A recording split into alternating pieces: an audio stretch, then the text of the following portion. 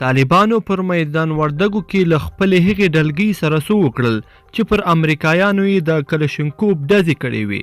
میدان وردګو کې امریکایي ټانګونه څنګه په ډاډه زړه ګرځي؟ د طالبانو او امریکایانو ترمنځ تازه کومه یارانه شروع سوې ده؟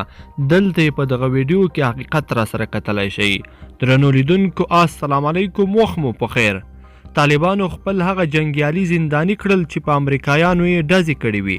وسلوالو طالبانو د وردګ ولایت شنیز سیمه کې خپل هغه جنګیالي بندیان کړي دي چې تیره ورځ د امریکایي ځواکونو په ټانګونو د کلشنکوف ډزې کړې وي.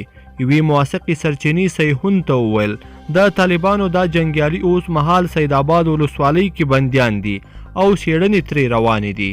د سرچینې په خبره امریکایي ځواکونه له 3 ورځو راهیسې د میدان وردګ ولایت مختلفو ولسوالیو کې ګرځي او تم کیږي.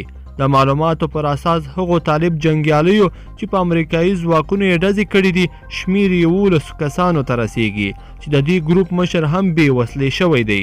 طالب مشرانو خپلو جنګیالیو ته ویلي چې په بهرنیو ځواکونو بریدونه ودروي ځکه د قطر هوکړلیک ته نقص رسیږي.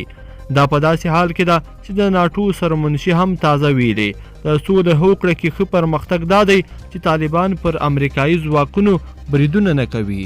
لیدونکو په دې هیله چې دا ویډیو به مو را سره تر پایه پورې کتلی وي. که مو ویډیو خوښه شوې ویډیو لایک کړئ د سره او چینل هم در سره ضرور سبسکرایب کړئ. تر بلې ویډیو پورې ښه وخت درلود. الله پامان.